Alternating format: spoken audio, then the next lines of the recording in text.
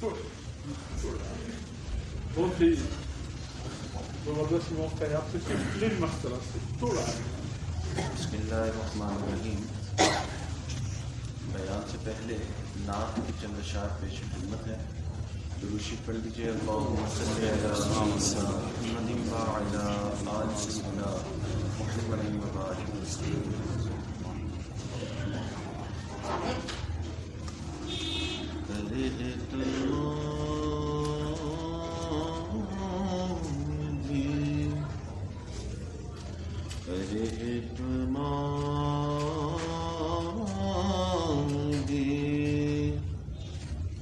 ایمان کی روشنی کے لیے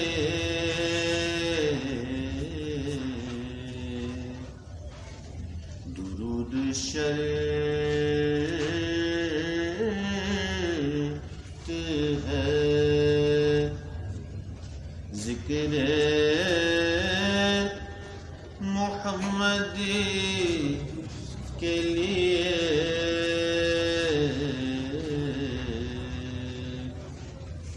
درود شریعت ہے. لگی ہے روزائے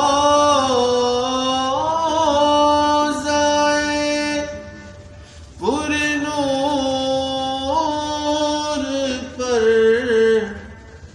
میری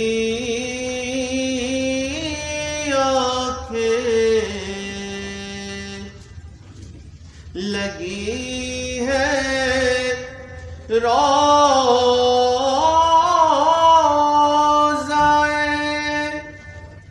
پر نور پر میری آنکھیں، تڑپ رہا ہوں شب روز حاضری کے لیے، تڑپ رہا ہوں شب روز حاضری کے لیے. درود شریعت ہے. میرے تو آپ ہی سب کچھ رحمت عالم. میرے تو آپ ہی سب کچھ رحمت عالم. میں جی رہا ہوں زمانے میں آپ ہی کے لیے، میں جی رہا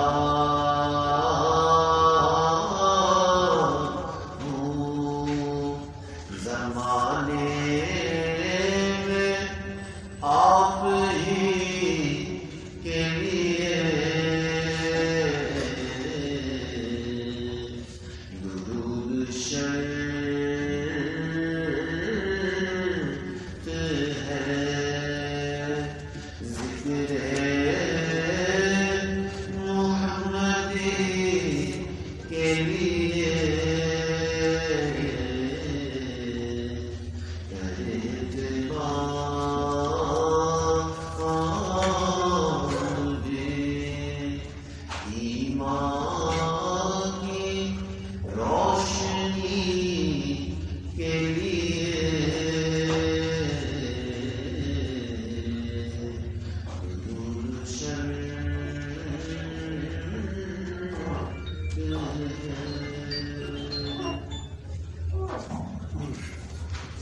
الحمد لله الحمد لله سلام على عباده الذين اصطفى أما بعد أعوذ بالله من الشيطان الرجيم بسم الله الرحمن الرحيم في قلوبهم مرض فزادهم الله مرضا سبحان ربك رب العزة عما يصفون وسلام على المرسلين والحمد لله رب العالمين اللهم صل على سيدنا محمد وعلى آل سيدنا محمد وبارك وسلم اللهم صل على سيدنا محمد وعلى آل سيدنا محمد وبارك وسلم اللهم صل على سيدنا محمد وعلى آل سيدنا محمد وبارك وسلم شان باری تعالیٰ ہے فی قلوبہم مرض ان کے دلوں میں مرض ہے فزادہم اللہ مرضا اللہ اس مرض کو بڑھا دیتے ہیں قرآن پاک میں اللہ تعالیٰ دل کے مرض کا تذکرہ فرما رہے ہیں تو کیا یہ وہ دل کا مرض ہے کہ جس کی وجہ سے انسان کو دل کا دورہ پڑتا ہے جس سے انسان کو ہارٹ اٹیک ہوتا ہے قرآن پاک میں جس دل کے مرض کا تذکرہ اللہ رب العزت فرما رہے ہیں یہ وہ دل کا مرض نہیں ہے کہ جس کی وجہ سے ہارٹ اٹیک ہوتا ہے بلکہ یہ وہ دل کا مرض ہے کہ جس کی وجہ سے انسان کے لیے نیک اعمال مشکل ہو جاتے ہیں نبی علیہ السلام نے فرمایا ان فی جسد بنی آدم لعصبہ کہ بنی آدم کے جسم کے اندر ایک لوتھڑا ہے اذا صلح صلح الجسد کلہ جب وہ لوتھڑا سنورتا ہے پورا جسم جو ہے وہ سنور جاتا ہے اذا فسدت اور وہ لوتھڑا جب بگڑتا ہے فسدت جسد کلہ تو پورا جسم جو ہے وہ بگڑ جاتا ہے الا وہی القلب جان لو کہ وہ انسان کا دل ہے تو دل سنورتا ہے انسان کے پورے جسم کے اعمال سنور جاتے ہیں دل بگڑتا ہے جسم کے پورے اعمال جو ہے وہ بگڑ جاتے ہیں تو قرآن پاک میں جس دل کے مرض کا تذکرہ اللہ فرما رہے ہیں یہ وہ دل کا مرض نہیں ہے کہ جس کی وجہ سے انسان کے لیے انسان کو ہارٹ اٹیک ہوتا ہے بلکہ یہ وہ دل کا مرض ہے کہ جس کی وجہ سے انسان کے لیے نیکیاں اعمال کرنا مشکل ہو جاتے ہیں دیکھیں یہ جو انسان کا جسمانی دل ہے نا اس دل کے بیمار ہونے کی نشانیاں ہمیں ڈاکٹر بتاتے ہیں چنانچہ ڈاکٹر کہتے ہیں کہ دل کی بیمار ہونے کا ایک نشانی یہ ہے کہ اگر آپ کا بلڈ پریشر زیادہ ہے تو ڈاکٹر کہتے ہیں کہ یہ نشانی ہے کہ آپ کا دل بیمار ہے اگر آپ کے جس دل کے جو ہارٹ بیٹ ہے جو ریٹ ہے وہ زیادہ ہے ڈاکٹر کہتے ہیں کہ دل بیمار ہے اگر کسی کا کولیسٹرول لیول زیادہ ہے ڈاکٹر کہتے ہیں کہ دل بیمار ہے اسی طرح اگر جس کے جسم میں فیٹ لیولز زیادہ ہے ڈاکٹر کہتے ہیں دل بیمار ہے تو آج کے ڈاکٹروں نے دل کے بیمار ہونے کی نشانی بتائی ہے جسمانی دل کے بیمار ہونے کی نشانی بتائی ہے اسی طرح اس امت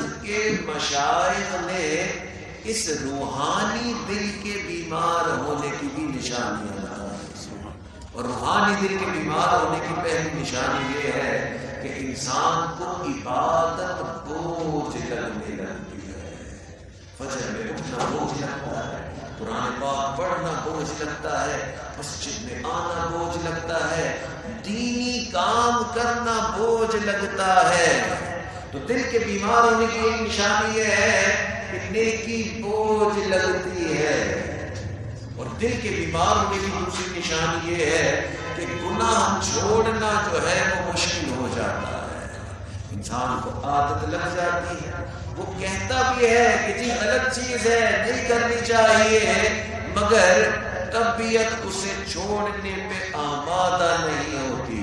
تو جب گناہ چھوڑنا مشکل ہو جائے یہ بھی نشانی ہے کہ دل بیمار ہے. تو دل بیمار ہونے کی ایک نشانی یہ ہے کہ نیک اعمال مشکل ہو جاتے ہیں، اور دل بیمار ہونے کی ایک نشانی یہ ہے کہ گناہ چھوڑنا بڑا مشکل ہو جاتا ہے. اور دل بیمار ہونے کی ایک نشانی یہ بھی ہے کہ غفلت والے کام بڑے اچھے لگتے ہیں. گھنٹوں ٹی وی کے سامنے بیٹھنا بڑا اچھا لگتا ہے، گھنٹوں گفتگو کرتے رہنا بڑا اچھا لگتا ہے، گھنٹوں انٹرنیٹ پہ بیٹھے رہنا بڑا اچھا لگتا ہے. تو دل بیمار ہونے کی ایک نشانی تو یہ ہے کہ نیکی مشکل ہو جاتی ہے، اور دل بیمار ہونے کی ایک نشانی یہ ہے کہ گناہ چھوڑنا بڑا مشکل ہو جاتا ہے. اور دل بیمار ہونے کی ایک بڑی نشانی یہ ہے کہ غفلت والے کام جو ہیں وہ بڑے اچھے لگتے ہیں. اور دل بیمار ہونے کی ایک نشانی یہ بھی ہے کہ انسان کے اوپر خواہشات کا غلبہ ہوتا ہے. تو کسی کے اندر کسی طرح کی خواہش اور کسی کے اندر کسی طرح کی خواہش. تو کئی مرتبہ انسان کے اوپر خواہشات کا غلبہ ہوتا ہے اور سارا وقت 24 گھنٹے ذہن اسی ایک چیز کو سوچ رہا ہوتا ہے. تو یہ بھی دل بیمار ہونے کی بڑی نشانی ہے. تو دل بیمار ہونے کی ایک نشانی یہ نیک اعمال کرنا مشکل لگتا ہے. دل بیمار ہونے کی ایک نشانی یہ گناہ چھوڑنا بڑا مشکل لگتا ہے. دل بیمار ہونے کی ایک نشانی یہ ہے کہ غفلت والے کام بڑے اچھے لگتے ہیں. اور دل بیمار ہونے کی ایک نشانی یہ ہے کہ انسان کے اوپر خواہشات کا ہجوم رہتا ہے. کئی مرتبہ نوجوان انٹرنیٹ پہ الٹی سیدھی چیزیں دیکھتے ہیں اور سارا دن ذہن کے اوپر شیطانی شہوانی خیالات سوار ہوتے ہیں. نہ کاروبار کر پاتا ہے نہ پڑھائی لکھائی کر پاتا ہے. کسی شاعر نے بڑا عجیب شعر کہا، کتاب کھول کے بیٹھوں تو آنکھ روتی ہے، ورق ورق تیرا چہرہ دکھائی دیتا ہے. تو کسی کے اوپر کسی طرح کی خواہش اور کسی کے اوپر کسی طرح کی خواہش. دل بیمار ہونے کی ایک اور بڑی نشانی یہ ہے کہ دل بیمار ہونے کی ایک نشانی یہ کہ انسان کو نصیحت اچھی نہیں لگتی. نصیحت اچھی نہیں لگتی. جو بھی سمجھاتا ہے وہ سمجھانے والا ہی برا لگتا ہے. والد سمجھاتا ہے تو والد برا لگتا ہے، استاد سمجھاتا ہے تو استاد برا لگتا ہے. میں اسے سمجھوں دشمن جو مجھے سمجھائے ہے. ایک مرتبہ حسن بصری رحمۃ اللہ علیہ کے پاس ایک نوجوان آیا اور آ کر کہتا ہے کہ حضرت ایسا لگتا ہے کہ ہمارے دل جو ہیں وہ سو گئے ہیں. حضرت نے پوچھا بھائی کیوں تمہارے دل سو گئے ہیں؟ انہوں نے کہا حضرت آپ ہمیں جو نصیحت کرتے ہیں اس نصیحت کا ہم پہ کوئی اثر نہیں ہوتا، اس لیے یہ کہتا ہوں کہ دل جو ہے وہ سو گئے ہیں. حضرت نے فرمایا اچھا یہ قرآن اور حدیث کا تیرے دل پہ کوئی اثر نہیں ہوتا؟ یوں نہ کہہ کہ دل سو گئے ہیں، یوں کہہ کہ دل مو گئے ہیں، دل مر گئے ہیں. تو دل کی بیماریوں کی نشاندہی ہمارے اکابرین نے مشائخ نے کی. سچی بات یہ ہے کہ اس دل کو سنوارنا یہ ہماری زندگی کا سب سے بڑا کام ہے. آپ کہیں گے واہ پوری زندگی کا سب سے بڑا کام اس دل کو سنوارنا ہے. جی ہاں، پوری زندگی کا سب سے بڑا کام جو ہے وہ اس دل کو سنوارنا ہے. اللہ تعالیٰ قرآن پاک میں فرما رہے ہیں یوم لا ينفع مال ولا بنون الا من اتى الله بقلب سلیم، کہ اس قیامت کے دن نہ مال کام آئے گا نہ اولاد کام آئے گی، ہاں جو سنورا ہوا دل لے کے آیا اسے دل کام آئے گا. تو اس دل کو سنوارنا یہ ہماری زندگی کا سب سے بڑا کام ہے. دل بگڑ گیا انسان بگڑ گیا. دل میں بیماری آتی کیسے ہے؟ مشائخ نے فرمایا کہ دل کے 3 دروازے ہیں. کہ جس کے ذریعے سے دل میں بیماری داخل ہوتی ہے. اور مشائخ نے فرمایا کہ دل کا پہلا دروازہ جو ہے وہ انسان کی آنکھ ہے. اس آنکھ کے ذریعے سے یہ دل بیمار ہوتا ہے. آپ کہیں گے واہ، آنکھ کا دل کے ساتھ کیا تعلق؟ آنکھ تو انسان کے سر میں لگی ہوئی ہے اور دل جو ہے وہ انسان کے سینے میں ہے. یہ آنکھ اس دل کو کیسے بیمار کرتی ہے؟ نبی علیہ الصلوۃ والسلام نے فرمایا یہ جو غلط نگاہ کا ڈالنا ہے یہ شیطان کے زہریلے تیروں میں سے ایک تیر ہے. اور جو شخص اپنے آپ کو اس غلط نگاہ ڈالنے سے روکے گا اللہ رب العزت اسے ایسا ایمان عطا فرمائیں گے جس کی حلاوت وہ اپنے دل میں محسوس کرے گا. تو دیکھیے انسان نگاہ کی حفاظت کرتا ہے، دل میں ایمان کی حلاوت بڑھ جاتی ہے. اور انسان اپنی نگاہ کی حفاظت نہیں کرتا، دل میں ایمان کم ہو جاتا ہے. تو دل کے 3 دروازے، ایک انسان کی آنکھ ہے، اس آنکھ سے بھی دل جو ہے وہ بیمار ہو جاتا ہے. یہ جو نگاہ کی حفاظت کرنا یہ اللہ رب العزت کو اتنا محبوب ہے کہ حدیث پاک میں آتا ہے کہ جس شخص کو غلط نگاہ ڈالنے کا موقع تھا مگر اللہ کے خوف کی وجہ سے اس نے اپنی نگاہ غلط جگہ نہیں ڈالی، اس وقت جو دعا کرتا ہے اللہ رب العزت اس دعا کو قبول فرما لیتے ہیں. اللہ اکبر. تو دل کے 3 دروازے، ایک انسان کی آنکھ ہے اور دوسرا دل کا دروازہ ہے انسان کے کان. آپ کہیں گے جی کان کا دل کے ساتھ کیا تعلق؟ کان کا دل کے ساتھ بڑا گہرا تعلق ہے. حدیث پاک میں آتا ہے یہ جو موسیقی کا سننا ہے یہ تمہارے دلوں میں نفاق کو اس طرح پیدا کرے گا جیسے بارش میں سبزہ پیدا ہوتا ہے. تو دیکھیں کان غلط سنتا ہے اور دل جو ہے اس میں نفاق بڑھ جاتا ہے. اللہ اکبر. مسلمانوں کا ایک نیک بادشاہ گزرے ہیں، ہارون رشید ان کا نام تھا. کتابوں میں لکھا ہے کہ ہارون رشید حافظ قرآن بھی تھا، اپنے وقت کا چھوٹا بادشاہ نہیں تھا، بڑا بادشاہ تھا. اس کی حکومت ایشیا میں بھی، یورپ میں بھی اور افریقہ میں بھی تھی. تو وقت کا بڑا بادشاہ تھا مگر نیک بادشاہ تھا، حافظ قرآن تھا، ہر رات 100 رکعت نفل پڑھنے کا معمول تھا. مگر علماء فرماتے ہیں کہ یہ جو 100 رکعت نفل پڑھنے والا جو بادشاہ تھا اس کی بیوی زبیدہ خاتون جو تھی وہ اس سے بھی زیادہ نیک تھی. تو کیسے پتہ چلتا ہے کوئی کتنا نیک ہے؟ انسان کی نیکی کا پتہ اس کے دل کی خواہشات سے چلتا ہے. چنانچہ زبیدہ خاتون جو بادشاہ کی بیوی تھی اس نے محل بہت بڑا تھا، محل میں 100 عورتوں کو نوکری دی ہوئی تھی. یہ 100 کی 100 حافظ قرآن عورتیں تھیں اور ان کا کام بس یہ تھا کہ محل کے مختلف جگہوں پہ بیٹھ کے قرآن پاک کی تلاوت کرنا. زبیدہ خاتون یہ کہتی کہ میں جہاں کہیں جاؤں میرے کان میں صرف اللہ کا قرآن ہی آئے اور کوئی چیز میرے کان میں داخل نہ ہو. عجیب. علماء فرماتے 100 رکعت نفل ہر رات شوہر پڑھتا تھا، یہ زیادہ نیک تھی کیونکہ اس کی خواہشات زیادہ نیک تھی. ایک دن بادشاہ بڑا خوش تھا تو اس نے بیوی سے کہا، زبیدہ خاتون سے، کہ آج بڑا خوش ہوں، آج تم مجھ سے جو بھی خواہش کرے گی میں پورا کر دوں گا.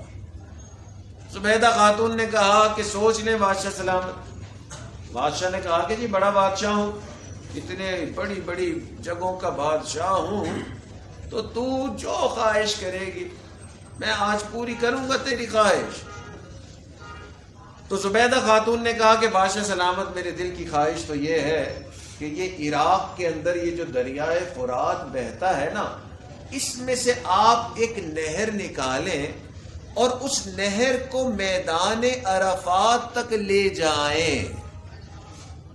بادشاہ نے کہا کیا اتنی ہزاروں میل لمبی نہر یہ تیری خواہش ہے؟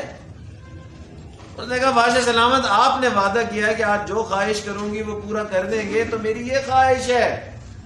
بادشاہ نے کہا ہاں وعدہ تو کیا ہے، مگر اللہ کی بندی اس ہزاروں میل لمبی نہر کا تجھے کیا فائدہ؟ اس نے کہا بادشاہ سلامت اتنے سالوں سے میرے دل میں یہ خیال آتا تھا کہ یہ ہندوستان کی طرف سے حاجی پیدل حج کرنے کے لیے جاتے تھے اور راستے میں پانی کا کوئی بندوبست نہیں ہوتا تھا، تو کئی مرتبہ راستے میں حاجیوں کے جو جانور ہیں وہ فوت ہو جاتے، کئی مرتبہ حاجی خود فوت ہو جاتا. تو اگر یہ نہر بن جائے گی تو حاجیوں کے لیے پانی کا انتظام ہو جائے گا اور مجھے حاجیوں کی دعائیں مل جائیں. اللہ تو انسان کی نیکی کا پتہ اس کے دل کی خواہشات سے چلتا ہے. 100 رکعت نفل پڑھنے والا بادشاہ تھا. علماء فرماتے ہیں نہیں، یہ زبیدہ خاتون زیادہ نیک تھی، اس کے دل کی خواہشات زیادہ پاک تھیں. کیوں؟ کیونکہ کان محفوظ تھے، کان میں کوئی اور بات جاتی ہی نہیں سوائے اللہ کے کلام. اس زمانے میں ایک بزرگ ہوا کرتے تھے بہلول دانا رحمت اللہ علیہ، اور بہلول جو تھے وہ مجذوب بزرگ تھے. مجذوب بزرگ ان اللہ والوں کو کہتے ہیں جو اللہ سے تو بڑے ہی کنیکٹڈ ہوتے ہیں، اللہ سے بڑا گہرا تعلق ہوتا ہے، مگر دنیاوی اعتبار سے، ظاہری اعتبار سے وہ ذہنی طور پہ حاضر نہیں ہوتے. تو لوگ کئی مرتبہ سمجھتے ہیں کہ جی یہ ذہنی کوئی مریض ہے، مگر در حقیقت یہ اللہ والے ہوتے ہیں کہ جو دنیا میں اتنے نہیں ہوتے، ان کا ذہن اتنا حاضر نہیں ہوتا. تو بہلول دانا بھی اسی طرح کے بزرگ تھے ہارون رشید کے زمانے کے. ہارون رشید کے محل کے پیچھے ایک نہر بہتی تھی. کبھی کبھی یہ بادشاہ اور اس کی جو ملکہ زبیدہ خاتون وہ نہر کے قریب چہل قدمی کرتے تھے. ایک دن وہ چہل قدمی کر رہے تھے تو انہوں نے دیکھا یہ بہلول جو ہے یہ نہر کے قریب بیٹھ کے مٹی کے گھر بنا رہے ہیں. تو بادشاہ حیران ہوا کہ دیکھو یہ ذہنی طور پہ اتنا حاضر بندہ نہیں ہے، اتنی بڑی عمر کا، اور بچوں کی طرح بیٹھ کے مٹی کے گھر بنا رہا ہے. تو یہ بادشاہ جو ہے قریب ہوا اور پوچھا اس نے بہلول یہ کیا بنا رہے ہو؟ اس نے کہا جی مٹی کے گھر بنا رہا ہوں. بادشاہ نے پوچھا بھائی کیوں بنا رہے ہیں؟ اس نے کہا اس لیے بنا رہا ہوں کہ جو اس گھر کو خریدے گا اس کو جنت میں گھر ملے گا. بادشاہ نے کہا اچھا کتنے کا ہے یہ آپ کا گھر؟ بہلول نے فرمایا کہ جی 1 دینار کا ہے. بادشاہ مسکرا پڑا کہ یہ بہلول جو ہے یہ ذہنی طور پہ اتنا حاضر بھی نہیں ہے، یہ بچوں والے کام ادھر بیٹھ کے کر رہے ہیں، 1 دینار میں کسی کو جنت میں گھر ملتا ہے. تو بادشاہ ہنستے ہنستے آگے نکل گیا. پیچھے سے بادشاہ کی بیوی زبیدہ خاتون آئی. اس نے بھی دیکھا کہ بہلول یہ مٹی کے گھر بنا رہے ہیں. اب زبیدہ خاتون زیادہ نیک، زیادہ اللہ والوں کی عقیدت کرنے والی. اس نے بہلول سے پوچھا بہلول یہ آپ کیا بنا رہے ہیں؟ اس نے کہا جی یہ مٹی کے گھر بنا رہے ہیں. کیوں بنا رہے ہیں؟ اس نے کہا جی اس لیے بنا رہا ہوں کہ جو اس گھر کو خریدے گا اس کو جنت میں گھر ملے گا. زبیدہ خاتون نے کہا کہ اچھا کتنے کا ہے یہ گھر؟ بہلول نے کہا جی 1 دینار کا ہے. زبیدہ نے فوراً 1 دینار نکالا اور نکال کے دیا اور کہا بہلول دعا کر دیں مجھے جنت میں گھر مل جائے. اب بادشاہ دور کھڑے ہو کے دیکھ رہا تھا کہ میں نے تو دینار نہیں دیا اور یہ میری بیوی ہے اس نے 1 دینار دے دیا. تو جب وہ 1 دینار دے کے آئی تو اس نے بڑا مذاق اڑایا اس کا کہ تو سادی سی عورت ہے، 1 دینار میں کسی کو جنت میں گھر ملتا ہے، اور وہ آدمی بھی اتنا کوئی ذہنی طور پہ حاضر بھی نہیں ہے. مگر بادشاہوں کے لیے 1 دینار کچھ نہیں ہوتا ہے. دونوں باتیں کرتے کرتے اندر محل میں چلے گئے. جب محل میں گئے رات ہوئی، بادشاہ جب لیٹا سو گیا، خواب میں اسے جنت دکھائی. یہ جنت میں گھوم رہا ہے. گھومتے گھومتے ایک بہت خوبصورت بہت بڑے گھر کے سامنے آیا. غور سے جب گھر کو دیکھا تو گھر کے اوپر بادشاہ کی بیوی کا نام لکھا ہوا تھا زبیدہ خاتون. تو خواب ہی میں بڑا حیران ہوا کہ اتنا بڑا گھر، اتنا خوبصورت دنیا میں کبھی دیکھا نہیں ہو. تو چلتے چلتے اس گھر کے اندر داخل ہونے کی کوشش کی. جیسے داخل ہونے کی کوشش کی تو گھر کے دروازے پہ چوکیدار کھڑا. اس نے کہا میاں کہاں جا رہے ہو؟ اس نے کہا یہ میری بیوی کا نام لکھا ہے، میں اس گھر میں داخل ہونا چاہتا ہوں. اس نے کہا میاں یہ جنت ہے اور جنت کے اصول اور ہیں، اس گھر میں وہی داخل ہوگا جس کا نام لکھا ہوگا، تو اس گھر میں داخل نہیں ہو سکتا. جیسے اس نے کہا نا تو اس گھر میں داخل نہیں ہو سکتا، ویسے ہی اس کی آنکھ کھل گئی. اب یہ اٹھ کے بیٹھ گیا اور اس کو بڑی حسرت اور پریشانی ہوئی کہ او ہو، بیوی نے تو بڑا اچھا فیصلہ کر لیا، 1 دینار دے دیا. میں بھی 1 دینار دیتا تو مجھے بھی جنت میں گھر مل جاتا. پورا دن بڑا پریشان رہا، یار 1 دینار ہی تو تھا، دے ہی دیتا وہ دینار. پورا دن پریشان رہا، 1 دینار نہیں دیا، اور خواب میں مجھے بیوی کا گھر بھی دکھا دیا جنت والا. اتنا پریشان ہوا کہ شام کا وقت ہوا تو اس کے دل میں خیال آیا کہ میں واپس جاتا ہوں نہر کے پاس، ہو سکتا ہے بہلول بیٹھے ہوئے ہوں تو 1 دینار اب دے کے آ جاتا ہوں. اللہ اکبر. بادشاہ نکلا اور جیسے ہی نہر کے پاس پہنچا تو بادشاہ کی خوشی کی انتہا نہ رہی. بہلول نہر کے پاس بیٹھے ہوئے تھے اور اسی طرح مٹی کے گھر بنا رہے تھے. بادشاہ بھاگ کے گیا کہ بہلول یہ مٹی کے گھر آپ اسی لیے بنا رہے ہیں نا، جو اس گھر کو خریدے گا اس کو جنت میں گھر ملے گا. بہلول نے کہا جی بادشاہ سلامت، بالکل اسی لیے بنا رہا ہوں. بادشاہ نے کہا کہ اچھا بہلول کتنے کا ہے یہ آپ کا گھر؟ بہلول نے کہا بادشاہ سلامت آج اس گھر کی قیمت جو ہے وہ پوری دنیا کی بادشاہت ہے، آپ اس کی قیمت ادا نہیں کر سکیں گے.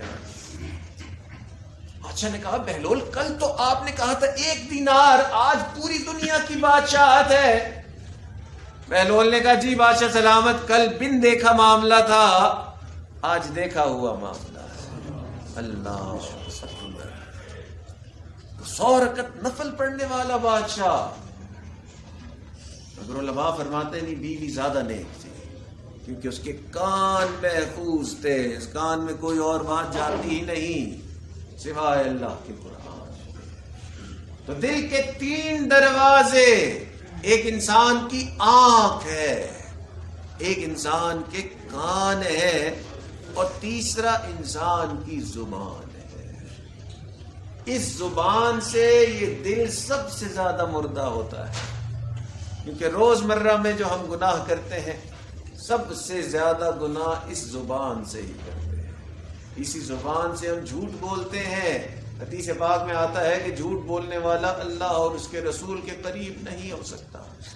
اسی زبان سے ہم غیبت کرتے ہیں. حدیث پاک میں آتا ہے غیبت کرنے والا زنا سے بھی زیادہ بڑا گناہ کرتا ہے. اسی زبان سے ہم قطع تعلقی کرتے ہیں. حدیث پاک میں آتا ہے کہ جس نے قریبی رشتہ داروں سے تعلق توڑ دیا اللہ نے اس سے تعلق توڑ دیا. اسی زبان سے تو کرتے ہیں. اسی زبان سے ہم فحش کلامی کرتے ہیں.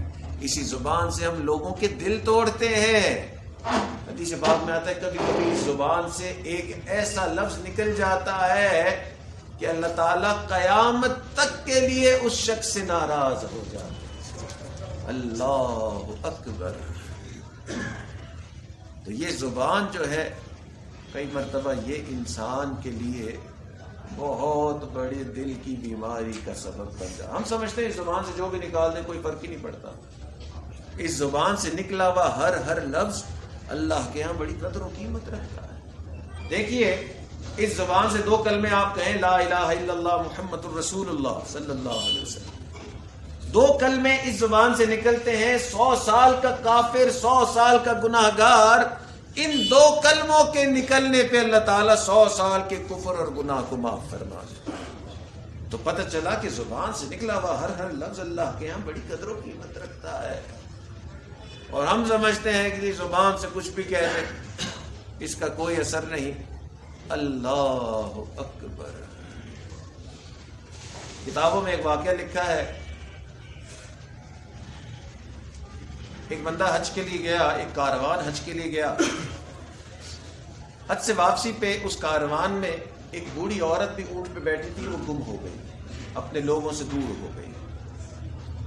وہاں کا ایک مقامی آدمی تھا جو راستوں کو بڑا اچھی طرح سے جانتا تھا. اس نے دیکھا کہ ایک بوڑھی عورت ایک اونٹ پہ بیٹھی ہوئی ہے، اکیلی ہے، مکہ سے باہر. تو اس کو احساس ہو گیا کہ یہ راستہ بھول گئی ہے، اپنے کاروان سے الگ ہو گئی ہے. تو اس نے جا کے وہاں اس بوڑھی عورت سے کہا کہ اماں کیا تو راستہ بھول گئی ہے؟ تو اس نے قرآن پاک کی آیت تلاوت کی. اس بوڑھی عورت نے اس نے کہا وَمَن يُضْلِلْ فَلَا هَادِيَ لَهُ، جس کو اللہ تعالیٰ راستہ بھلا دے اس کے لیے کوئی راستہ نہیں ہے. تو اس نے کہا کہ میں نے یہ آیت سنی تو میں سمجھ گیا کہ یہ بھول گئی ہے راستہ. میں نے پوچھا تو حج کرنے کے لیے آئی ہے؟ تو اس اماں نے جواب دیا وَأَتِمُّ الْحَجَّ وَالْعُمْرَةَ لِلَّهِ، کہ حج اور عمرہ اللہ کے لیے کرو. اس نے کہا میں پھر سمجھ گیا. گو کہ اس نے قرآن کی آیت پڑھی مگر میں سمجھ گیا کہ یہ کہہ رہی ہے کہ ہاں میں حج کے لیے آئی. اس نے کہا کہ میں نے اس سے جتنے بھی سوال کیے اس نے قرآن پاک کی آیت ہی پڑھی آگے سے، حتیٰ کہ میں نے اس سے راستے میں کہا، میں نے اس سے کہا کہ میں راستے جانتا ہوں، میں تجھے تیرے کاروان سے ملا دوں گا. تو میں نے راستے میں اس سے اس کے بیٹوں کے نام پوچھے کہ تیرے بیٹوں کے نام کیا ہیں تاکہ میں ان کو ڈھونڈنے میں مجھے آسانی ہو. تو پھر آگے سے اس نے یہی کہا وَإِبْرَاهِيمَ وَإِسْمَاعِيلَ وَإِسْحَاقَ. اس نے کہا میں سمجھ گیا کہ یہ 3 اس کے بیٹوں کے نام ہیں. آخر کار میں نے اس بوڑھی عورت کو اس کے بیٹوں سے ملا دیا، اس کے کاروان سے ملا دیا. بیٹوں نے بڑا شکر ادا کیا کہ جی آپ کا بہت شکریہ، آپ نے ہماری والدہ کو ہم سے ملا دیا، ہم بہت پھنس گئے تھے، ڈر گئے تھے، اور آپ ہمارے ساتھ آج کھانا بھی کھائیں. تو وہ کہنے لگا میں نے اس کے بیٹوں کے ساتھ کھانا کھایا، اور کھانا کھاتے ہوئے میں نے بتایا کہ تمہاری ماں عجیب ہے. میں نے جتنے بھی سوال اس سے کیے اس نے قرآن پاک کی آیت سے جواب دیا. تو انہوں نے کہا کہ ہماری ماں نے آپ کو قرآن پاک کی آیت سے جواب دیا. ہماری اس ماں کو زبان سے غلط الفاظ نکل جانے کا اتنا ڈر ہے، پچھلے 20 سال سے وہ قرآن پاک کی آیتوں کے علاوہ اور کوئی چیز اپنی زبان سے نہیں نکال رہی. اللہ. تو جس کو پتہ چل جائے کہ میرا دل اس زبان کے غلط استعمال سے کتنا خراب ہو جاتا ہے، اللہ اکبر، وہ کبھی بھی اپنی زبان کو غلط استعمال نہ کرے.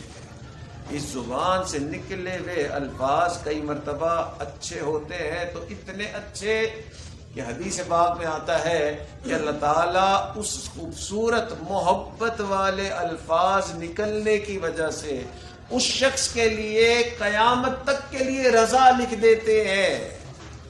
تو کئی مرتبہ انسان اس زبان کو اچھا استعمال کرتا ہے، اور کئی مرتبہ اس زبان سے انسان دوسروں کے دل کو توڑتا ہے، اس زبان سے انسان جھوٹ بولتا ہے، اس زبان سے انسان دوسروں کو کے ساتھ غیبت کرتا ہے، اس زبان سے انسان ایک اور چیز بھی کرتا ہے جو سب سے زیادہ دل کو بیمار کرتی ہے، اور وہ ہے بحث کرنا. کبھی بھائی بھائی کے ساتھ بحث کر رہا ہے، میاں بیوی کی بحث تو عروج پہ ہوتی ہے. نبی علیہ الصلوۃ والسلام نے فرمایا میں اس شخص کو جنت میں داخلے کی ضمانت دیتا ہوں جو بحث کرنا چھوڑ دے اگرچہ وہ حق ہی پر کیوں نہ ہو. اسی زبان سے تو بحث کرتے رہتے ہیں. تو دل کے 3 دروازے، ایک انسان کی آنکھ، ایک انسان کے کان، ایک انسان کی زبان، جس کے ذریعے سے انسان کا دل جو ہے وہ بیمار ہوتا ہے. اور دل بیمار ہو گیا، نہ عبادت آسان، نہ گناہ چھوڑنا آسان. انسان بس غفلت کے کاموں میں پڑا رہتا ہے، خواہشات میں ڈوبا رہتا ہے، نصیحت بھی اچھی نہیں لگتی. اس لیے اس دل کو سنوارنا یہ ضروری کام ہے. اب سوال یہ پیدا ہوتا ہے کہ یہ دل جو ہے یہ زندہ ہوتا کیسے ہے، دل سنورتا کیسے ہے؟ دل جو میں بگاڑ بیٹھا، اب اس دل کو زندہ کیسے کرنا ہے؟ تو دل کو زندہ کرنے کے 3 طریقے ہیں. ایک یہ ہے کہ انسان کثرت سے اللہ کا ذکر کرے. نبی علیہ الصلوۃ والسلام نے فرمایا ذکر اللہ شفاء القلوب. یہ جو اللہ کا ذکر ہے یہ دلوں کی شفا ہے. یعنی وہی شخص ہوتا ہے بڑے سے بڑا گناہ کرنے کے لیے تیار کہ یہ گناہ کر کے رہو، اور وہی شخص ہوتا ہے اللہ کو یاد کرنا شروع کرتا ہے، مسجد میں آنا جانا شروع کرتا ہے، نمازیں پڑھنا شروع کرتا ہے. کوئی اسے کچھ نہیں کہتا، خود ہی کہتا ہے نہیں یہ غلط کام نہیں کروں گا. تو جیسے ہی اللہ کو یاد کرنا شروع کرتا ہے دل کو شفا ملنا شروع ہو جاتی ہے، دل کی بیماری دور ہونا شروع ہو جاتی ہے. اسی لیے کچھ مشائخ نے فرمایا کہ یہ اللہ کی یاد تو جادو ہے، بیمار ترین دل کو زندہ کر دیتی ہے. کتابوں میں واقعہ ایک بادشاہ کی بیٹی کا لکھا ہے کہ بادشاہ کی بیٹی کو ہو گئی محبت محل میں کام کرنے والے ایک فقیر نوجوان سے. اب کہاں بادشاہ کی بیٹی اور کہاں فقیر نوجوان آپس میں ملنا چاہتے تھے مگر ملاقات ممکن نہیں تھی. بڑی مشکلوں سے، کیونکہ آج کل کے زمانے کا دور تو تھا نہیں کہ موبائل فون پہ رابطہ کیا جائے، واٹس ایپ پہ رابطہ کیا جائے. رابطہ بڑا مشکل تھا. بڑی مشکلوں سے، بڑی پلاننگ کے بعد، بڑے عرصے بعد جا کے ایک ملاقات ممکن ہو سکی. تو جب ملاقات ہوئی نا اس شہزادی کی اس محل میں کام کرنے والے نوکر فقیر نوجوان کی، تو شہزادی نے اپنی محبت کا اظہار کیا کہ جی مجھے آپ سے محبت ہے. اس فقیر نوجوان نے بھی کہا کہ جی مجھے آپ سے محبت ہے. تھوڑی دیر بعد وہ دیکھتا ہے کہ یہ شہزادی جو ہے اس کی آنکھوں میں آنسو ہے. اس نے پوچھا بھئی آپ رو کیوں رہی ہیں؟ اس نے کہا اس لیے رو رہی ہوں کہ یہ جو آج ہماری پہلی ملاقات ہے نا یہ ہماری آخری ملاقات ہے. تو اس نوجوان نے کہا بھئی کیوں آخری ملاقات؟ اس نے کہا بھئی ایسا ہے نا کہ میں تو بادشاہ کی بیٹی ہوں اور تو محل میں کام کرنے والا فقیر نوجوان، تیری میری ملاقات کہاں ہو سکتی؟ یہ سن کر اس نوجوان کو بھی بڑا غم ہوا. تھوڑی دیر بعد وہ شہزادی کہتی ہے کہ دیکھ ایک طریقہ ہے کہ تیری میری ملاقات بار بار ہو سکتی ہے. اس نے کہا وہ کون سا طریقہ؟ اس نے کہا یہ جو میرا والد ہے نا بادشاہ، یہ اللہ والوں کو بڑا پسند کرتا ہے. تو اگر تو کسی طرح سے اللہ والا بن جائے نا پھر میں اس کو بار بار کہوں گی کہ میں دعا کروانے جا رہی ہوں، اس بہانے سے تیری میری ملاقات ہو جائے گی. اس نے کہا اچھا تو پھر یہ اللہ والے کیسے بنتے ہیں؟ اس شہزادی نے کہا کہ دیکھ مجھے اتنا نہیں پتا کہ اللہ والے بنتے کیسے ہیں، مگر مجھے یہ پتا یہ اللہ والے سارا وقت اللہ اللہ اللہ کرتے رہتے ہیں. تو اگر تو کہیں دور جا کے بیٹھ کے صبح سے شام تک یہ کہے گا نا اللہ اللہ اللہ، تو پھر لوگ تجھے اللہ والا سمجھنے لگیں گے. اتنا دیوانہ تھا، محل چھوڑ کے ذرا دور ایک جگہ پہ جا کے کٹیا میں بیٹھ گیا اور صبح سے شام تک اللہ اللہ اللہ اللہ اللہ خوب اللہ. اور واقعی تھوڑے دنوں میں لوگ سمجھ گئے کہ یہ کوئی بزرگ ہیں. قریب کے جو علاقے کے لوگ تھے انہوں نے آ کے دعائیں کروانا شروع کر دی کہ جی دعا کیجیے ہمارے لیے. تو مشہور ہو گئے یہ بڑے کوئی اللہ والے ہیں جو صبح سے شام تک اللہ کو یاد کرتے ہیں، اللہ کا ذکر کرتے ہیں. حتیٰ کہ مشہوری ہوتے ہوتے بادشاہ کے ایک وزیر کو بھی پتہ چل گیا کہ جی ایک بزرگ ہیں جو بس صبح سے شام تک اللہ اللہ اللہ کرتے ہیں. اس وزیر نے جا کے بادشاہ کو بتایا کہ بادشاہ سلامت آپ کو یہ سن کے خوشی ہوگی کہ ہمارے ملک میں ایک ایسے اللہ والے ہیں جن کا کوئی اور کام نہیں سوائے اللہ کو یاد کرنے کے، ایسے بے لوث اللہ والے. بادشاہ نے جب یہ سنا، اور بادشاہ اللہ والوں سے محبت کرتا تھا، اس نے کہا ایسے اللہ والے سے تو ملنے کے لیے میں خود جاؤں گا. بادشاہ اپنے محل سے اتر کے اور اس کی کٹیا میں پہنچا. جب وہ اندر داخل ہوا تو بادشاہ نے دیکھا کہ یہ مصلی پہ بیٹھ کے اللہ اللہ اللہ، حتیٰ کہ جب اس کو بتایا گیا کہ بادشاہ سلامت آئے پھر بھی لگا رہا اللہ اللہ. بادشاہ حیران کہ یہ واقعی اللہ والا ہے، ورنہ تو میں تو جہاں کہیں جاتا ہوں لوگ کھڑے ہو جاتے ہیں، پروٹوکول ہوتا ہے، یہ اللہ والا ہے کہ میں اس کی کٹیا میں آیا یہ پھر بھی اللہ کی یاد سے غافل نہیں ہوا۔ تو بادشاہ نے بڑی عقیدت کے ساتھ اس کے سامنے بیٹھا، بڑی اس سے محبت کی گفتگو کی، بہت اس سے دعائیں کروائیں بادشاہ نے، اور بڑی عقیدت کے ساتھ اجازت لی اور اپنے محل واپس آیا۔ رات کو جب کھانے پہ سب بیٹھے تو بادشاہ نے کہا کہ آج بڑا خوش ہوں، ہمارے ملک میں ایک ایسے اللہ والے ہیں جن کا کوئی اور کام نہیں سوائے اللہ کو یاد کرنے۔ بیٹی نے جیسے یہ بات سنی، بیٹی نے کہا میرا تو کام ہو گیا، فوراً کہا کہ ابا حضور اس اللہ والے سے تو میں نے بھی دعا کروانی ہے۔ بادشاہ نے کہا بیٹا بالکل آپ جائیں دعا کروائیں ان سے، اور میرے لیے بھی دعا کروائیں۔ اگلے دن خوب بن ٹھن کے خوب سور کے گئی کہ موقع اب مل گیا ملاقات کا، تو بن سور کے اس کی کٹیا میں پہنچی، جیسے ہی اندر داخل ہوئی تو وہ مصلی پہ بیٹھ کے اللہ اللہ اللہ اللہ۔ تو اس نے کہا شہزادی نے کہ بھائی اب رک جا، جس مقصد کے لیے تو کر رہی تھی اللہ کر رہا تھا وہ مقصد حاصل ہو گیا، میں آ گئی ہوں۔ وہ پھر بھی نہ رکا، اللہ اللہ اللہ اللہ۔ تو شہزادی نے سوچا کہ شاید یہ بھول گیا ہے کہ یہ ہماری دونوں کی پلاننگ تھی، تو میں اسے یاد کرواؤں، چند مہینے ہو گئے۔ تو اس نے پھر یاد کروایا کہ تو یاد کر، یہ میں نے تجھے آئیڈیا دیا تھا کہ تو یوں اللہ اللہ کرے گا تو پھر تیری میری ایک دن ملاقات ہو جائے گی۔ وہ پھر بھی نہ رکا، پھر بھی لگا رہا اللہ اللہ اللہ۔ تھوڑی دیر تک وہ کھڑی رہی، انتظار کرتی رہی۔ تھوڑی دیر بعد اس نے ناراضگی سے کہا کہ اتنے مہینے بعد اتنی مشکلوں سے آج ملاقات کا موقع ملا ہے، تو نے مجھ سے ملاقات نہیں کرنی۔ اس وقت اس نے آگے سے جواب دیا کہ جس اللہ کو یاد کر رہا ہوں اس کی نافرمانی کرنے کو دل ہی نہیں ہوتا، چلی جا، میں نے تیری طرف دیکھنا بھی نہیں ہے۔ اللہ تو دل کو صاف کرنے کا ایک طریقہ، دل کی شفا اللہ کی یاد ہے۔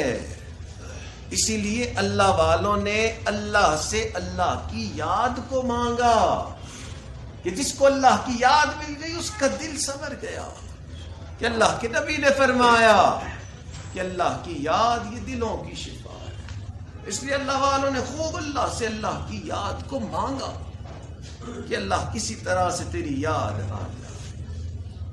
یاد میں تیری سب کو بھلا دوں، یاد میں تیری سب کو بھلا دوں، کوئی نہ مجھ کو یاد رہے، تجھ پہ سب گھر بار لٹا دوں، خانہ دل آباد رہے، سب خوشیوں کو آگ لگا دوں، غم سے تیرے دل شاد رہے، سب کو نظر سے اپنی گرا دوں، تجھ سے فقط فریاد رہے، اب تو رہے بس تادم آخر، ورد زباں اے میرے الہ، لا الہ الا اللہ، لا الہ الا اللہ، لا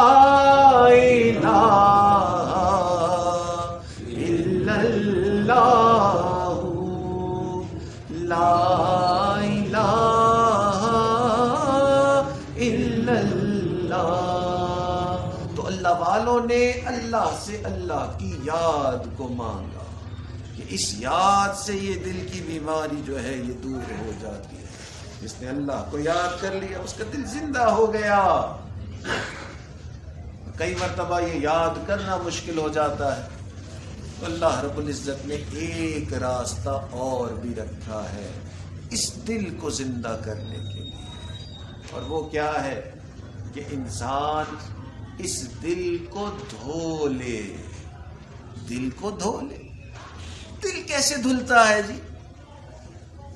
حضرت ابراہیم علیہ السلام کو اللہ نے وحی بھیجی ہے، میرے پیارے ابراہیم اپنے دل کو دھو لیا کر.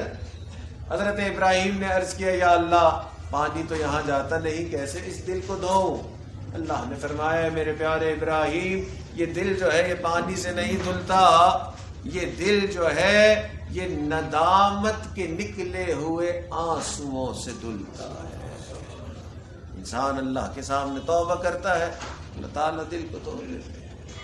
حدیث پاک میں آتا ہے التائب من الذنب کمن لا ذنب لہ. جس نے گناہ سے توبہ کر لی وہ ایسا ہی ہے کہ جیسے اس نے گناہ کیا ہی نہ تھا. اور اللہ تعالیٰ فرماتے ہیں ان اللہ یحب التوابین، اللہ توبہ کرنے والوں سے محبت فرماتے ہیں. تو ہونا تو یہ چاہیے اللہ تعالیٰ اس سے محبت کرے نا جو پوری پوری رات تہجد پڑھتا ہے اور پورا پورا سال روزہ رکھتا ہے اور دین کے کام کرتا ہے. اللہ تعالیٰ فرماتے ہیں نہیں اس سے بھی محبت کرتا ہوں جو گناہ کرتا ہے، دل بگاڑ دیتا ہے مگر پھر اللہ کو یاد کرتا ہے، ندامت کے آنسو بہاتا ہے، توبہ کرتا ہے. اللہ تعالیٰ فرماتے ہیں کہ اس سے بھی محبت کا اعلان کرتا ہے. مومن کو چاہیے کہ خوب اللہ کے سامنے توبہ کرے.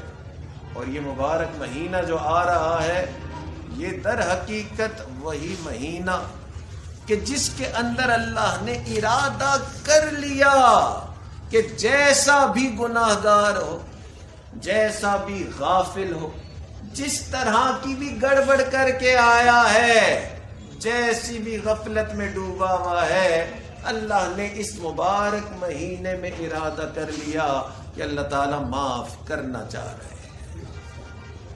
تو اس لیے یہ بہترین موقع ہے کہ انسان اپنے گناہوں کی سچی پکی توبہ کرے. ایک آخری واقعہ سنا کے اپنی بات کو مکمل کروں گا. حدیث پاک میں آتا ہے کہ بنی اسرائیل کا ایک نوجوان تھا، اس کا نام تھا الکفل. اور الکفل جو تھا وہ بڑا امیر تھا اور بدکار تھا. ہر رات ایک نئی عورت کے ساتھ وقت گزارتا تھا، مال اس کے پاس بڑا تھا. ایک دن اس نے دیکھا اس کے گھر کے باہر ایک عورت کھڑی ہے تو اس نے سوچا کہ شاید یہ بھی اسی کام کے لیے آئی ہے. تو باہر گیا اور جا کے اس سے کہتا ہے کہ میرے ساتھ رات گزارے گی؟ اس نے کہا ہاں گزاروں گی. کتنے پیسے لے گی؟ اس نے کہا 60 دینار لوں گی. الکفل نے فوراً 60 دینار نکالے اور نکال کے اس کو کہا، اس کو دیے اور کہا کہ کل رات آ جانا. اگلی رات وہ آتی ہے اور آ کر جیسے ہی قریب بیٹھتی ہے تو وہ دیکھتا ہے کہ اس کی آنکھوں میں آنسو ہے. پوچھتا ہے کہ رو کیوں رہی ہے؟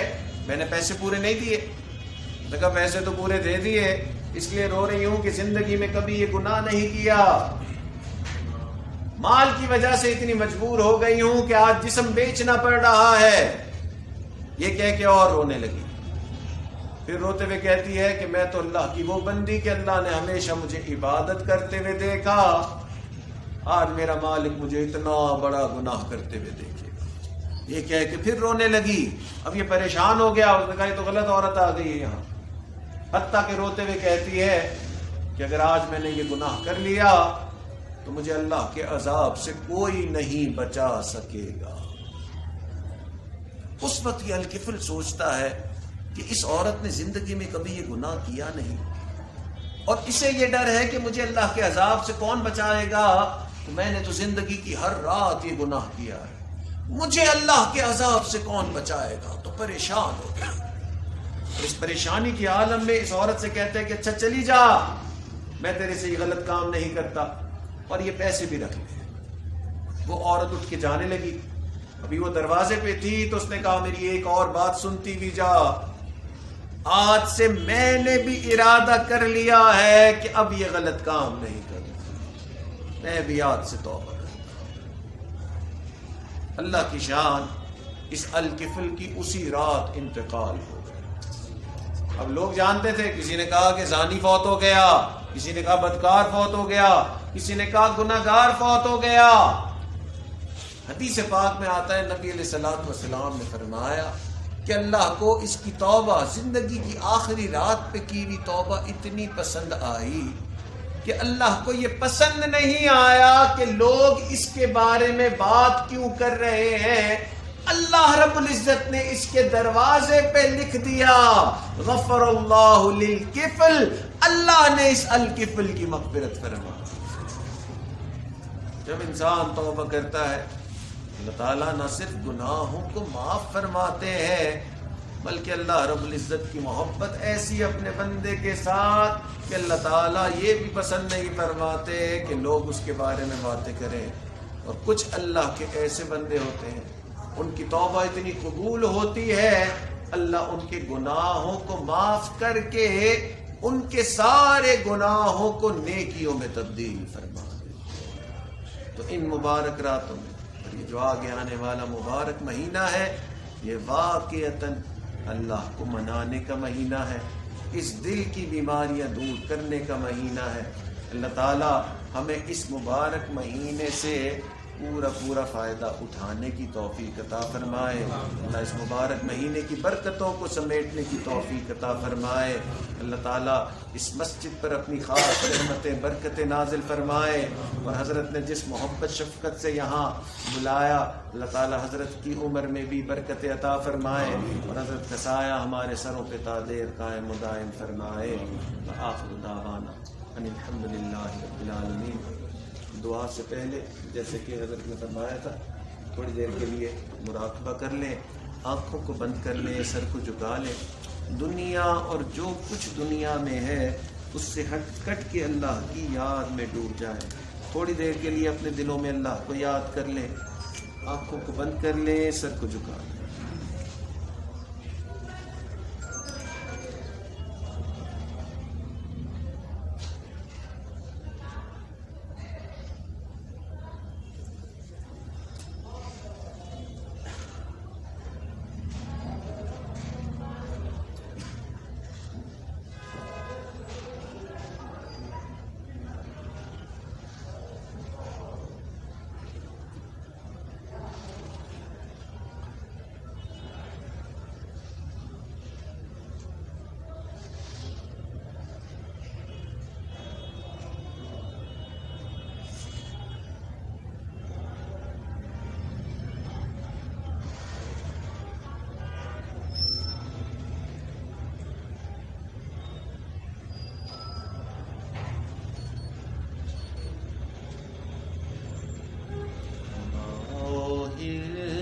والا دل بدل دے،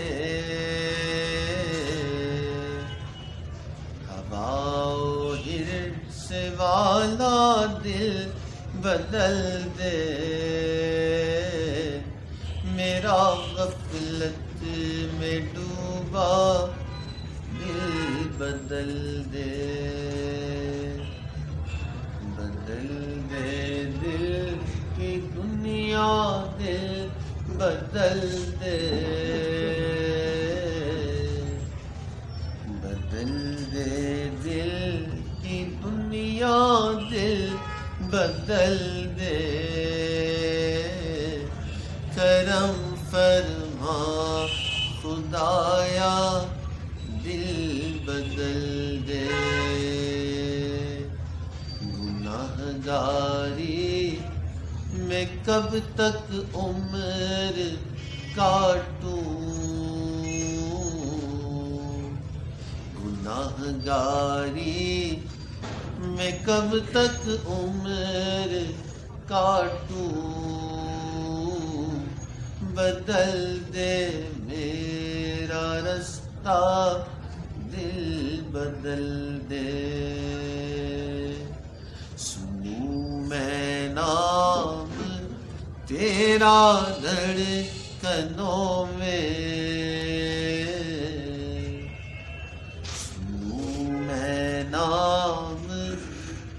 تیرا دھڑکنوں میں مزہ آ جائے مولا دل بدل دے کروں قربان اپنی ساری خوشیاں کروں قربان اپنی ساری خوشیاں تو اپنا غم عطا کر دل بدل دے تیرا ہو جاؤں اتنی آرزو ہے تیرا ہو جاؤں اتنی آرزو ہے بس اتنی ہے تمنا دل بدل دے میری فریاد سن لے میرے مولا میری فریاد سن لے میرے مولا بنا لے اپنا بندہ دل بدل دے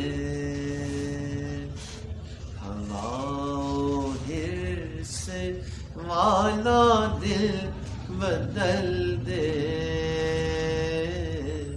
میرا غفلت میں ڈوبا دل بدل دے میرا غفلت میں ڈوبا دل بدل دے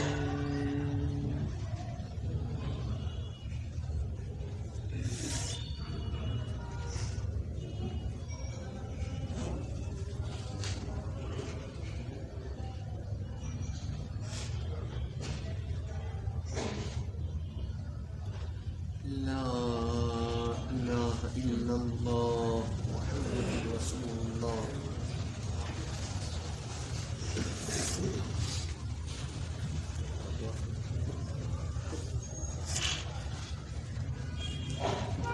الحمدللہ رب العالمین والصلاة والسلام علی سید الانبیاء والمرسلین اللہم صلی علی سیدنا محمد وعلی آل سیدنا محمد مبارک وسلم ربنا ظلمنا انفسنا وان لم تغفر لنا وترحمنا لنكونن من الخاسرین اے اللہ ہم آپ کے عاجز مسکین بندے ہیں اللہ ہمارے گناہوں کو معاف فرما ہماری خطاؤں سے درگزر فرما ہمارے عیبوں کی پردہ پوشی فرما اللہ برے دن سے محفوظ فرما اللہ بری رات سے محفوظ فرما مالک برے کاموں سے محفوظ فرما اے اللہ ہمیں برے انجام سے محفوظ فرما اللہ ہدایت ملنے کے بعد گمراہی سے محفوظ فرما اے مالک سیدھا رستہ ملنے کے بعد بھٹکنے سے محفوظ فرما اللہ اپنا قرب حاصل ہو جانے کے بعد اپنی دوری سے محفوظ فرما میرے مالک نعمتیں مل جانے کے بعد نعمتوں کے چھن جانے سے محفوظ فرما اللہ عزتیں ملنے کے بعد ذلت سے محفوظ فرما میرے مالک در در کے دھکے کھانے سے محفوظ فرما اللہ نفس و شیطان کے مکر و فریب سے محفوظ فرما اللہ نفس و شیطان کے مکر و فریب سے محفوظ فرما میرے مالک آپ کے محبوب نے فرمایا گناہوں سے توبہ کرنے والا ایسا ہی ہے کہ جیسے اس نے گناہ کیا ہی نہ تھا میرے مالک ہماری آج کی اس توبہ کو قبول فرما اللہ جو گناہ دن میں کیے انہیں معاف فرما اللہ جو گناہ راتوں میں کیے انہیں معاف فرما اللہ جو گناہ چھپ کے کیے اللہ ان گناہوں کو بھی معاف فرما اے میرے مالک جو گناہ محفلوں میں کیے اللہ ان گناہوں کو بھی معاف فرما اے میرے مالک ہم گناہوں کی نجاست میں لتڑے ہوئے ہیں اللہ ہمارے حال پر رحم فرما. اللہ ماں جب اپنے بچے کو نجاست میں لتڑا دیکھتی ہے اللہ وہ اس سے نفرت نہیں کرتی, اللہ اسے دھو لیتی ہے, سینے سے لگا لیتی ہے. اللہ آپ بھی ہمیں گناہوں کی نجاست میں دیکھ رہے ہیں, میرے مالک نفرت نہ فرمائے. اے اللہ ہمیں دھو دیجئے. اے اللہ آپ کے تو ہمارے جیسے اربوں خربوں ہیں, میرے مالک ہمارا آپ کے سوا کوئی نہیں. اللہ اپنے در سے دور نہ فرما, اللہ اپنی رحمت کا سایہ عطا فرما. میرے مالک میں نیک نہ بن سکا, اللہ تیرے نیکوں میں آ کے بیٹھ گیا. اللہ نیک نہ بن سکا, اللہ نیکوں میں آیا بیٹھا ہوں. اللہ ان نیکوں کی برکت سے اللہ ہمیں بھی نیکی نصیب فرما. اللہ ان نیکوں کی برکت سے اے اللہ ہمیں بھی اپنی محبت نصیب فرما. اللہ ان نیکوں کی برکت سے ہمیں بھی اپنے پیارے محبوب کی سچی محبت نصیب فرما. اللہ تیرے ان نیک بندوں کی برکت سے اے اللہ ہمیں بھی گناہوں سے پاک زندگی نصیب فرما. میرے مالک اپنی رحمت کا معاملہ فرما, اللہ رحمت کا معاملہ فرما. گناہگاری میں کب تک عمر کاٹوں, گناہگاری میں کب تک عمر کاٹوں. بدل دے میرا رستہ دل بدل دے, ہواؤ حرص والا دل بدل دے. میرا غفلت میں ڈوبا دل بدل دے. اے اللہ گناہوں سے پاک زندگی نصیب فرما. اللہ جیسا آپ ہم سے راضی ہوتے ہیں میرے مالک ہمیں ویسا بننے کی توفیق عطا فرما. اے اللہ آنے والی زندگی کو گزری ہوئی زندگی سے بہتر فرما. اللہ آنے والے وقت کو گزرے ہوئے وقت کا کفارہ بنا. میرے مالک یہ مبارک مہینہ آنے والا ہے, اللہ اس مبارک مہینے کو ہمارے لیے مغفرت کا ذریعہ بنا. اللہ اس مبارک مہینے کو ہمارے لیے برکتوں کا ذریعہ بنا. اللہ اس مبارک مہینے کو ہمارے لیے اللہ دنیا اور آخرت کی مصیبتوں سے بچنے کا ذریعہ بنا. اللہ اس مبارک مہینے کو ہمارے لیے اپنی محبت کا ذریعہ بنا. اللہ اپنی رحمت کا سایہ عطا فرما. میرے مالک اٹھے ہوئے ہاتھوں کی لاج فرما. اللہ اٹھے ہوئے ہاتھوں کی لاج فرما. اے اللہ جہاں جہاں مسلمان پریشانی کے عالم میں ہے اللہ ان کی پریشانیوں کو دور فرما. اللہ جو گھر بار کی وجہ سے پریشان اللہ ان کی پریشانیوں کو بھی دور فرما. اللہ جو کام کاروبار کی وجہ سے پریشان اللہ ان کی پریشانیوں کو بھی دور فرما. اللہ جو اولاد کی وجہ سے پریشان اللہ ان کی پریشانیوں کو بھی دور فرما. اللہ اولاد کے غموں سے محفوظ فرما. اللہ اولاد کے دکھوں سے محفوظ فرما. میرے مالک جو اپنی صحت کی وجہ سے پریشان اللہ ان کی پریشانیوں کو بھی دور فرما. میرے مالک بچہ جب پریشان ہوتا ہے ماں باپ کی طرف دوڑتا ہے. اللہ بندہ جب پریشان ہوتا ہے پروردگار کی طرف لوٹتا ہے. اے بے کسوں کی دستگیر, اے ٹوٹے دلوں کو تسلی دینے والے, اے خالی جھولیوں کو بھر دینے والے, میرے مالک رحمت کا معاملہ فرما. اللہ اٹھے ہوئے ہاتھوں کی لاج فرما. اللہ اس بندے پہ کوئی حسرت نہیں جو کسی اور در سے خالی ہاتھ اٹھ جائے. اللہ حسرت تو اس پر ہے جو یہاں آپ کے در پہ آیا اور اے اللہ یہاں سے بھی خالی ہاتھ لوٹ گیا. اللہ خالی ہاتھ لوٹنے سے محفوظ فرما. اللہ دل کی ایک بڑی تمنا ہے اللہ اس سے پہلے کہ موت آ جائے میرے مالک ہمیں اپنی رضا نصیب فرما. اللہ اپنی رضا نصیب فرما. اللہ آپ کے پیارے محبوب نے فرمایا قیامت کے دن کچھ ایسے خوش قسمت لوگ ہوں گے کہ جب وہ اپنی قبروں سے اٹھیں گے اللہ انہیں دیکھ کر مسکرائیں گے, وہ اللہ کو دیکھ کر مسکرائیں گے. میرے مالک ہمیں بھی ان میں شامل فرما.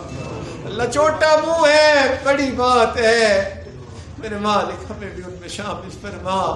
میرے مالک جو مانگا وہ بھی عطا فرما, جو مانگنا چاہیے تو نہیں مانگ سکے اللہ وہ بھی عطا فرما. اللہ ہمارے تینوں حرم کی حفاظت فرما، اللہ ہمارے اس ملک کی حفاظت فرما، اے اللہ ہمارے اس شہر کی حفاظت فرما، اے اللہ ہمیں بار بار اپنے گھر کا دیدار نصیب فرما، ہمیں اپنے پیارے محبوب کے در کی حاضری نصیب فرما، اے اللہ اس مسجد مدرسے پہ اپنی خاص رحمت برکت نازل فرما، اے اللہ اتنے بڑے بڑے اولیاء کرام اس جگہ حاضر ہوئے، اے اللہ ہم آپ کو اپنے ان نیک بندوں کا واسطہ دیتے ہیں، اے اللہ ان کی برکت سے اے اللہ ہمارے دلوں کو بھی زندہ فرما، اے اللہ ہمارے حضرت قاری عبداللہ منیر صاحب دامت برکاتہ کی زندگی میں برکت عطا فرما، اللہ ان کی صحت میں برکت عطا فرما، اللہ ان کا سایہ ہمارے سروں پہ تا دیر قائم و دائم فرما، میرے مالک اس مسجد میں جو شخص حاضر ہو اللہ سب کے سینوں کو تقوی سے منور فرما، اے اللہ ہمارے عزیز اقارب رشتہ دار مشائخ اساتذہ والدین جو بھی اس دنیا سے فوت ہو چکے ہیں جو حیات ہے اللہ ان سب کی مغفرت فرما، اللہ جن کی مغفرت فرما دی اپنے قرب کے اعلیٰ درجات نصیب فرما، ربنا تقبل منا انک انت السمیع العلیم تب علینا انک انت التواب الرحیم، صلی اللہ تعالی علی حبیبہ سیدنا محمد وعلی آلہ واصحابہ اجمعین برحمتک یا ارحم الراحمین۔